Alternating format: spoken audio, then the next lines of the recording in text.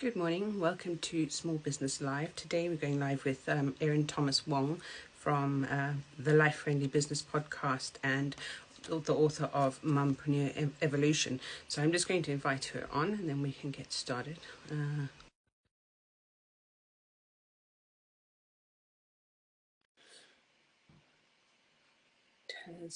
Hi. Hi, Erin. Hi. Hello. Hi, how are you? Good, how are you? I'm good, thank you. I was just mentioning that your podcast and that you're a published author and very exciting. So why don't you tell us a little bit about you and your business? And Thank you.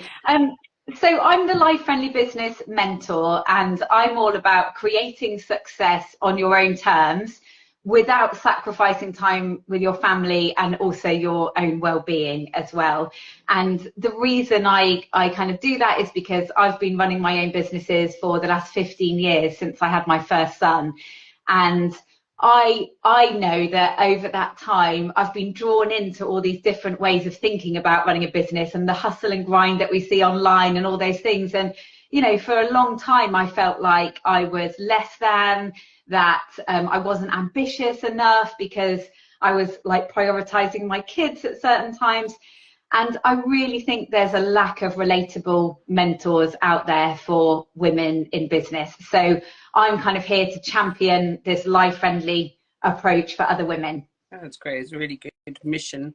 I do something similar in terms of supporting small businesses, but I don't have the mum angle going with it. But it's a really very much needed thing at the moment. And I think that since the pandemic, anyway, a lot of people are transitioning into trying to be self-employed and trying to take more control of their time. So how does that fit with the way that you work in terms of like life-friendly business mentoring? Yeah, absolutely. And I attract women who don't have children as well, but they resonate with the whole idea that you want to be super savvy with your time. Like perhaps you might be working another job at the same time as running your business, but you might also be caring for like your relatives, people in your family. So what a life-friendly approach is really about is taking that holistic view to the fact that yes, you're running a business and you're super ambitious and you're passionate about what you do, but it's recognizing all the other hats that we have to wear in our lives as well. And yeah, that's one of my big messages, is that running your business in a life-friendly way is not about being less ambitious. It actually means that you need to be even more savvy with your time. So we need to be working out what's going to get us the most traction in our business and what are the things that we really need to be focusing on. Yeah, no, that's very true. And your podcast, what types of guests do you host, and what can people follow you for on your podcast? And to add in there, where will we find your podcast? So it's the Life Friendly Business Podcast, and it's on all the podcast platforms. You can also find it through my website, lifefriendlybusiness.com as well. And it's all about recognizing the kind of realities of running your business in a life-friendly way, also perhaps around kids as well, and a lot about the mindset gremlins that come up, the things that are really holding us back. You know, sometimes, quite often when I'm speaking to clients and we're talking about the challenges that they're facing, so much of it comes back down to mindset. And like over the years, obviously I've invested in myself and I've had coaches and mentors. And I remember being that person that was like, yeah, I don't really need coaching. I don't need the mindset stuff. I just need someone to tell me how to do it. And then we'd have a session and I'd realize that the reason I thought I couldn't do it is all down to mindset. And actually I was perfectly capable of doing those things. So a lot of the episodes are solo episodes of me talking, but then I invite some guests on as well. And for season 4 that's just finished, that series is all about visibility. So I've invited experts in, like we've got TikTok, YouTube, writing a book, all these different ways of getting visible. And I've basically said to them, what are the most common mistakes that women are making when they're trying to get visible? And they're really brilliant episodes. So if that's something that you're interested in doing, getting more visible, then definitely check out season 4 of the podcast. Oh yeah, visibility is a really big one. It comes up quite a lot, not only for clients but also for friends who are in small businesses, and actually on other groups that I'm in. People mention it all the time, that you know, how do I get visible? How do I get people to follow me, etc. So I think that it's a very important one. So definitely follow along in your podcast. And the other thing around visibility is, I think that when we start businesses, we have this. We're kind of told, certainly as coaches in our training, we were told just build it and they will come. No, they won't, because they don't know that you exist. So the visibility piece is huge. So it's a really good, you know, subject matter. So I literally used that quote in some training I did recently, like this idea, build it, they will come. You have to signpost the way. That's the thing. And, you know, and yes, so there's so many messages out there, how easy it is to start a business and how you just need to make a website and then people will find you. You have to be consistently marketing, and that's one thing that can be really overwhelming for people when they're running their business on limited time. And I know a lot of people have a real love-hate or hate relationship with their marketing, because it feels like it's stopping them from spending the time doing the thing that they really love. But in my mind, that is the difference between being employed and someone else bringing the business to you and you just doing what you love to do most, versus being self-employed, where you are responsible for bringing the clients and the customers into your business. And so that means that marketing has to happen. So, you know, I think we can change our relationship with marketing as well. You know, in my mind, it's something that enables me to run my business in a flexible way and be my own boss and all those things. So it's definitely about making peace with that and recognizing all the great things that marketing your business will actually bring for you. Yeah, absolutely. And I think that there's one of those things that you don't really realize when you're going into business, is how many hats you're going to have to wear. And the marketing one is probably the main one. Everyone's like wants to be the CEO, but you're going to have to be the marketing director first. So yeah, it's a big, very big one. So talking about being employed, what tips would you give to somebody who was thinking about leaving their job to go full-time self-employed, or to start their own business, and they haven't actually thought beyond, I just want to start a business?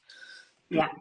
So I would say, I've had various different businesses over the last 15 years. And one of the businesses, I was looking at franchising it.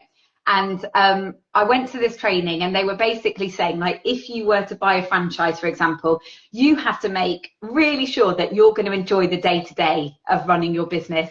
And I thought that is a really good point. Like, for example, if you want to buy a McDonald's franchise because, you know, you might make loads of money, but are you actually going to enjoy managing the teams and doing all those things? And I think, you know, because running your own business is not the easy option. It's really not. You know, and I speak to women all the time who are really torn between, you know, working for someone else and having that regular salary and actually doing what they're passionate about in their business.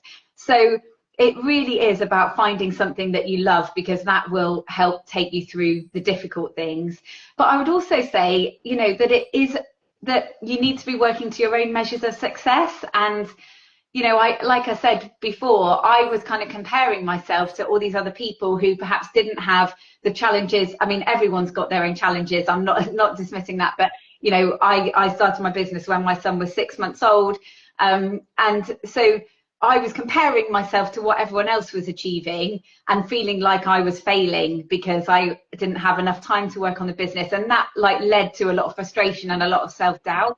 So I suppose I just want people to recognize that they can grow their business in the way that suits them at the time, because this evolves, and that there is a place for you, even if you, I mean, I personally, I'm not interested in building a team of employees. I do have an online business manager who's freelance and she's amazing. But we've all got different ideas of what success means to us. And that's okay. So, you know, don't feel like you have to be chasing after this idea of success that doesn't quite align with what you want. So create the success that you want and that feels aligned with how you want to work. Very good tip. I think a big one at the moment in society is the fear of failure. I certainly have helped people around the fear of success, but the fear of failure is a big one. And when we're looking in terms of visibility, people don't want others to see that they failed at something. So it's that quite important that we talk about failure and what that may look like and how that's personalized. So do you have any insight on that? Yeah, my favourite quote about to fail is first attempt in learning.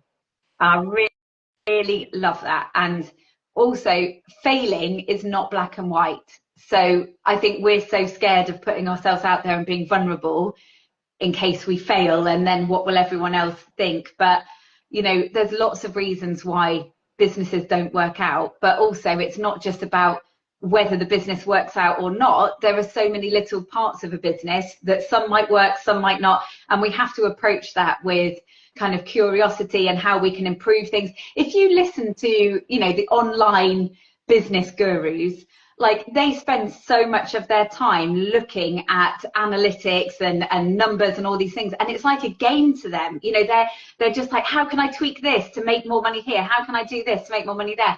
So it's not as clear as fail or succeed. But you know, I've had 5 businesses. This is my hopefully final business. And you know, one of them was an online shop that I actually set up with my mum called the Kids Nature Shop, and it was an Amazon associate shop. And you know, basically we had, so with those, you're selling other people's products and you make a commission on each thing you sell. But actually it wasn't really viable, because you know, we would make £1 on a £10 product, for example.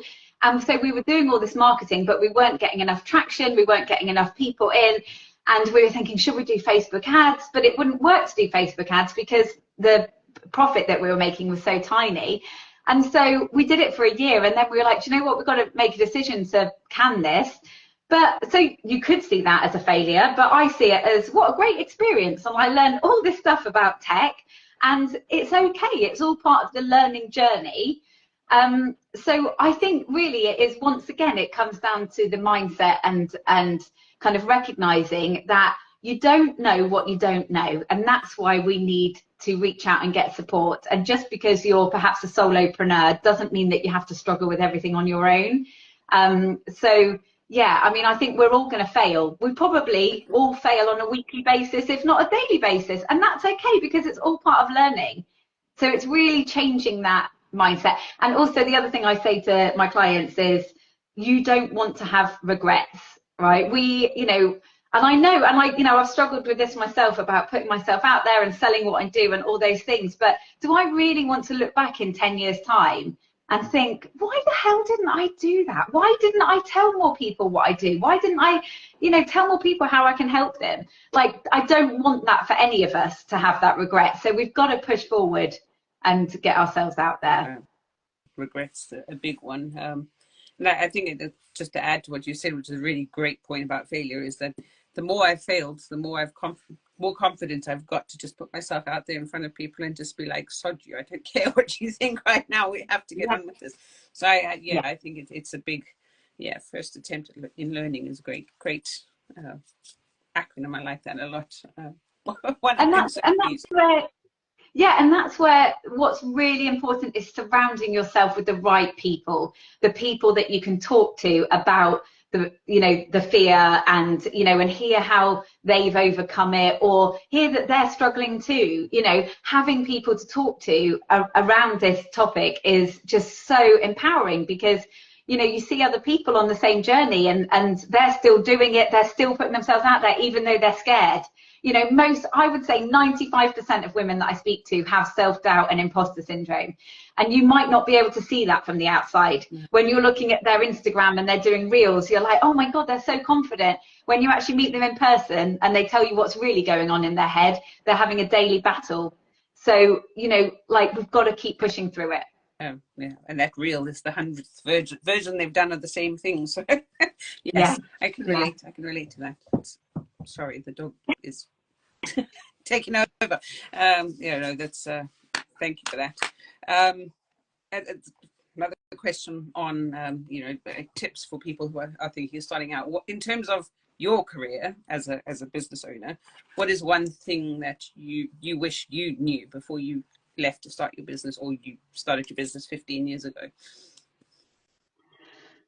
There's lots there. I think one thing is that it's okay not to know everything, Mm-hmm. because like for a long time, I mean, I didn't even really consider myself a business owner until like year 3. And by that time I had 3 different businesses running, because I felt like I didn't know what I was doing a lot of the time. And actually, you know, unless you've got a business degree, most of us are finding our way as we go, and it's constantly about learning new things. And I think that's where there's the real entrepreneurial mindset. Like, you have to enjoy learning new things, because that's never going to end. And, you know, when you do a job, you get given a job description, and by the end of like the first year, you can look at that job description and tick, tick, tick, I can do this, this and this. It's not the same as a business owner, because what you need to know is constantly evolving.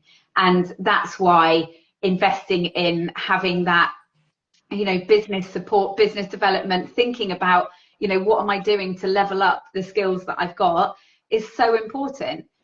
Because it's always going to be the case that there's stuff we don't know, and that we need to either bring someone in who can help us with that, or learn the skills ourselves. So it's okay not to know everything, but you also need to ask for help. Yeah, definitely.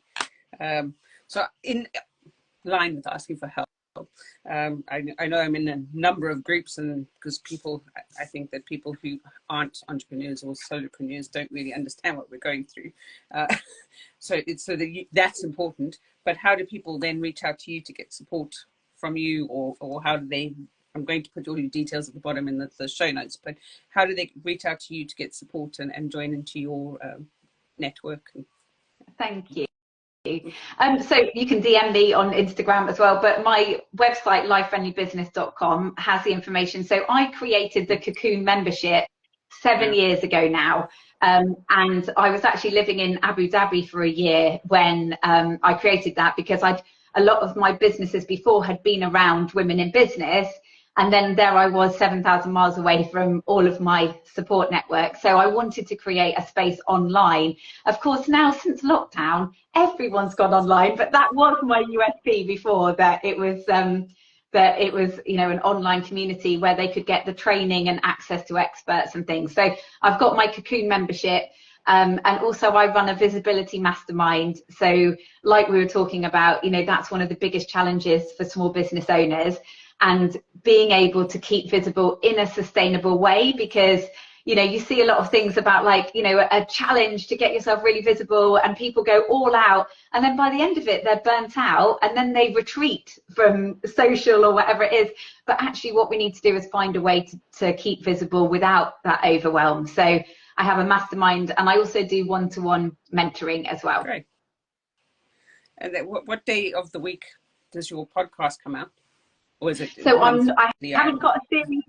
Yeah, sorry, I haven't got a series coming out at the moment. So season 4 has just finished, and it's probably going to be the new year that I'll be launching one. But so there's 61 episodes in the bank, and they are all and like the solo episodes, I try and keep around 15 minutes, because I recognize that people are busy, and, you know, sometimes you want a quick shot of inspiration and practical help. And then the interviews are all around half an hour, so they're not like these mega 2-hour podcast episodes that you're like, when am I ever going to have time to listen to that? That's true, yes.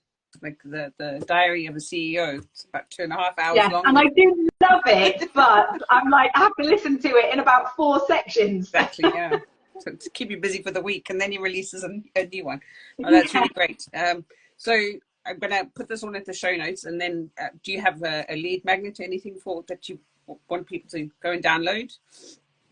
So on the website, you can download the 7 steps to a life-friendly business, which introduces you to the guiding principles, really. But there is, on the homepage, there's a bit that says, where are you now? So whether you're starting out or, you know, looking to scale, and then that leads you to other free resources as well. And that's on the homepage. That's really great. That's very helpful. And thank you very much, Erin. It's been lovely speaking with you.